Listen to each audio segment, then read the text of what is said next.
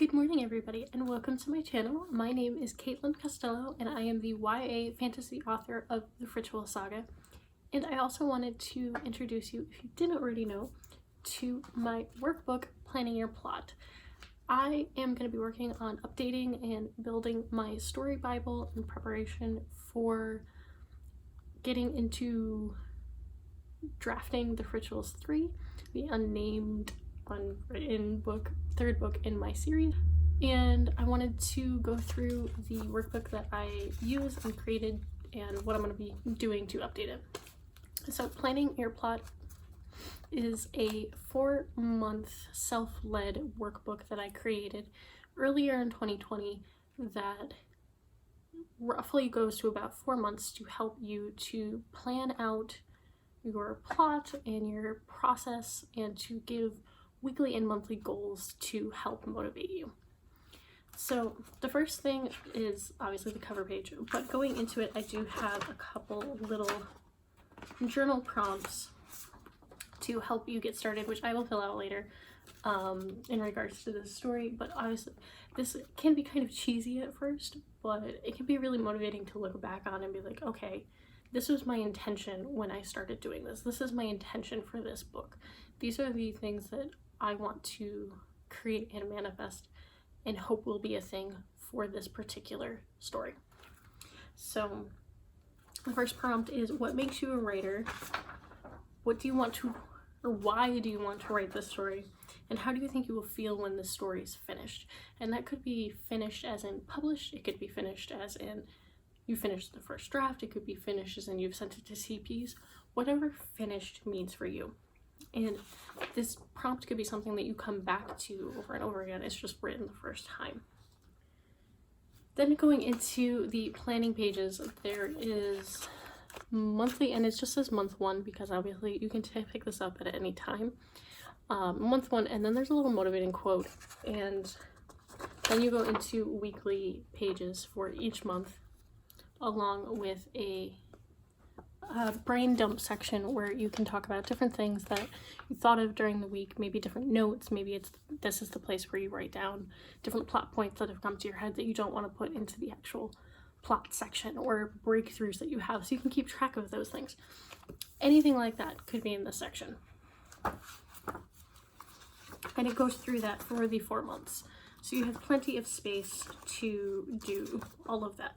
And all of it is undated and things like that to make it easy for you. On that note, each week starts on a Monday. That's just how it formatted when I created it. But you also have an extra box here. There's not 8 days in the week, I know that. But they have an extra box here for notes. So you could put your weekly goal. You could put how your word count was, if you were ahead, if you were behind, any breakthroughs that you had, meetings, deadlines, things like that. Little things can go in that space. Then we get into plotting, which is the fun part, which is the main section that I'm going to be using this for. So on my website I do have a couple of free worksheets that you can use, and one of them is the narrative structure. Can you even see that? Not really. The narrative structure. So the narrative structure is kind of like the brain dump. I use it as a word vomit section for my stuff. If you watched one of my recent vlogs, I talked about how I just sat down and in my bullet journal wrote down everything that I wanted to happen in the final act of Project ISS. And that was kind of, in a way, my narrative outline, where I wrote down everything that I knew at that point about the story that I wanted to happen. So that would be what you could do with this. And I have a couple little prompts to help engage and get those thoughts going. So it's like, describe your main character and their current life and what happens to kick off the story. So what's your inciting incident? What's going to get the story going? That could be a way for you to figure out that first section of, like, for example, of the hero's journey. Who is the mentor that shows up? What happens that makes them go? Who kills Luke's aunt and uncle and makes him decide to go with Obi-Wan? Things like that. Harry gets the letter for Hogwarts and all the letters start to show up. That could be considered an inciting incident. Or Hagrid shows up at the house. How do the stakes rise and continue to rise against your MC? So writing a book It's kind of like playing video games where you just need to constantly keep leveling up the difficulty. You gotta keep adding side quests, or don't, depending on what's going on. Maybe you need to go back through and take out some of the side quests because you've gone way too long on this main thing or this other thing, but you need to come back to the main plot point. This could be a section, if you've already also written a draft, to break down what's going on, to get a good overview so you can attempt to refocus and break it down. Then everybody likes a good tracker. Everybody loves the NaNoWriMo tracker. Maybe not that format, but or the pacemaker. We like seeing how progress goes. This is just a little way with your start and little goal points that you can hit along the way, and you get to customize it to however you want. Maybe you wrote an hour every day this week, and for each hour you get a box. Maybe you wrote 500 words. Maybe you wrote so many pages. You contacted so many agents. Things like that. Whatever you want this to be, you can create it. You're just tracking your progress. So the next section of this worksheet is all about character. So this is where I go a little bit off track from this for the first time. So this is the format that I created for the workbook, which is very similar to what I have here. It is your character name, their role, if they're a protagonist, antagonist, or they don't really fall under either of those, any notes, and then you get to go down the line and fill it in with whatever comes up. Character Susie is my protagonist. She is the main character, or a tertiary character, or one-off character, whatever she is, but you need that name so you know you don't later on you don't reuse that name. And any notes about her: she's got brown hair, her mother died yesterday, her boyfriend is this, she is so-and-so's sister, information like that. So then here I've got my story bible for the rituals. This is the first piece of mine, and I've got all of the characters in the first two books, as well as the start of the third book from when I started doing stuff with it.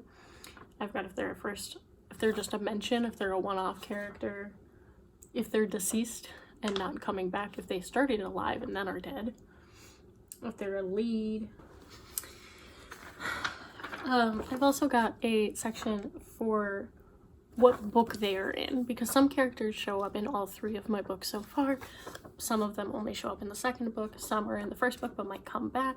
So I've got a little chart. It's kind of hard to see with all of the little X's for who is where. And I did this by appearance in the books. The next section, which is on the reverse side of the character page, I just bent that when I went to go chase a cat, is the setting. So I have a problem with remembering how I spell things, because the Rituals is a fantasy series and things are going to change, or not going to be normal locations. So I need to name all of these places. And so I have the setting broken down by location. So you can do the setting, then the scene, so that I know when someone goes there, or when's the first time that this place appears or is mentioned, things like that. And who is there, who showed up there to keep track of my characters, and any notes that they should know or I should know about that location. Obviously these boxes are small, you can expand them or not use them as needed. I find it interesting. I have not done that for the Rituals. I did it sort of in the main outline, but not in this, and I need to go through and do that. So that's something that I'll be working on this week. Going back to characters, since things are a little out of order with how I'm going to insert them into my binder once I get a hole punch, because I don't have a hole punch right now, it's just a stack of paper, is the character questions. So sometimes there's things that come up that you don't know about the character. So these can be good things that also can inform a person about a character's personality. So I just went through and looked up different character prompt lists and pulled things that I have found have been beneficial for me when I am developing a character that can help to understand the person's personality. For example, What are you saving money for right now? That can help you understand if the person, A, saves money, what their relationship to money is, and is it a good relationship? Is it a bad relationship? Do they spend money really quickly? Are they afraid of money? Do they use money only for necessities and they are afraid to use it for anything else? What is your dream job? How are you working towards it? Does your character even have a dream job? Do they have aspirations? Would they want to know the exact time and date of their death? It makes you really think about the characters and get into their head and try to understand them in a different way. And I feel like a lot of these questions are different than what you see on a general question list. I can't turn the page. Okay, so then this is the part that is both overwhelming but exciting, at least for me. So I have decided that going forward, I am going to do a sort of plot so I know what's going on, so I can make sure that I'm keeping track of information and I'm not letting any loose ends go into my books. So I've been at least doing a rough outline that's going to change, even if it's just a brain dump narrative outline. And I went through and created, well, I didn't create it, but there is a 3-act structure. And I went through and broke down what's going on, your call to action, what other steps are happening like through the hero's journey, and I attempted to give examples in some places. But with my books, I'm going through, and for ISS, it worked for a certain amount of time. Obviously, this is broken down into 27 chapters. That's not going to fit all of the time. So sometimes you need to have 2 or 3 chapters be at that main point. For example, chapter 1 is supposed to be the introduction. You're introducing your main character and the world they live in. For ISS, some of these kind of overlapped. The second one is something starts to happen at home, causing the main character to need to choose their next steps. That kind of overlapped in the first 4 chapters, where it was introducing different things, so it was not brain dumping and giving exposition all at once, but also introducing areas of conflict. So this is a way for you to figure that idea out. So for me, for the rituals, and for anybody that's doing this, what I'm going to be doing going forward is breaking up these sections into the multiple points of view and what people are going to need to be doing for their separate timelines. So for example, at one point in the past I've had sort of pairs of timelines that have broken up. And one of my pairs is together over here, and 2 or 3 of my pairs are together in a different section. Obviously, it could be beneficial to have all 6 points of views going on in the section and breaking it down, but it might also just be better to just go and stick with mainly 1. So I'm going to use that as a way for me to track, okay, what is happening with each character's point of view? How is it going forward? Who do I want to be the person to talk at this point? Things like that. Because I started the Rituals 3 and I went through, I'm about 30,000 words in, and I realized that one character was overwhelmingly in charge. They had so many more chapters than the other people that they were around who normally had had point of view chapters. So I'm gonna have to go back through and rewrite at least 1 or 2 of those chapters to give those other characters a voice, so it's not overwhelmingly biased to that character. So this goes through page just got a little turned around here. This goes through okay, it got very messed up when it printed, but the 3 acts, so 9 chapter blocks with 3 chapters in each block. 3 times 9 is 27. So going through each block and the characters or chapters in that block to help break down what's going on in the story and to make sure you're hitting all of those arcs in the plot and having the conflict. So I'm going to be going through this over the next week to fill in this stuff, but what I did want to show you is I also created for myself, because this is the third book in a series. A lot has already happened and time has transpired. There's things outside of the actual plot that I will need to keep track of. For example, when people are injured, how much time has passed and how has their healing process gone. So it's marked. I've actually gone through and put the first day and a relative date of when I wanted the story to start. Because, for example, my story takes place in the fall. Over the course of the story, the weather needs to change and get colder because that is the environment that they're living in. It's not in a warm, temperate climate where it's like Florida or something where it stays relatively the same all year.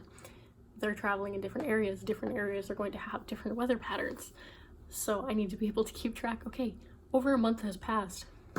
We're now in, I think I ended the book in around October, so it's going into November. What is that like? How is the weather? Little things like that that you might not think of right away, but do affect the story. So I've gone in and I put the day and the relative starting date, and then I go through with each chapter and I give the point of view and little points about it so that I can keep track of, okay, this happens, it's in this person's point of view, this is the main plot points. There's a kitty. And I did that through book 1 and book 2. And eventually when I do a draft of book 3, it'll happen for book 3 as well. So that is the overall how I'm planning on using the story Bible for myself. I'm going to be filling in all those papers and those details to the best of my knowledge at this current point and set my goals. Right now it is 3 months out from NaNoWriMo, which means I have about 3 months to work on it and polish the ideas and possibly start writing it. I love the idea of starting a new story, but I'm not currently at that point with any of my projects. I want to get them going now. So I probably will be working on either a draft of this or a later draft of Project ISS if it comes to that, depending on how editing goes with my CPs over the next few months. But as this is a 4-month workbook, month 4 would be the month of NaNoWriMo. So what I'm planning on doing, as of this moment, I'm planning on using this story for NaNoWriMo. We'll see how that changes over the weeks, but I'm out of breath. I'm going to go through and be planning and building and trying to do little writing goals to work on the story and get it going, and I'm going to be using this workbook. If you want to use this workbook or any of my planning pages, the individual pages are free on my website, which is KatelynCostello.com, and the workbook is only $5. So I think it's really beneficial. It's been beneficial for me so far this year with planning ISS and things like that. I did transfer some of the notes that I took in the monthly pages and things and put them just into my general calendar, which is honestly something you could do as well. I like to use the brain dump pages, and I have a stack of them where I had little breakthrough moments that I needed to write down. Because something about physically writing stuff out makes it easier for me to think about it. I've noticed with this book, I make more progress plotting if I am handwriting versus typing. I think it's just how your brain thinks when you're handwriting versus typing and the instantaneous nature of typing. I don't know, there's some logic there. If someone wants to break it down for me, you can do that. But as always, thank you so much for sitting through this. I think this is going to be a long one because it's about 30 minutes of footage. So I hope you have enjoyed and maybe you learned something. I might have to do a cat montage because they're both sitting by me and Athena is really cute in the sun. But all of my social media links will be listed down below. If you'd like to pick up one of the signed copies of my books, they are available at KatelynCostello.com, along with this workbook, which again is only $5 and a really good product in my personal opinion.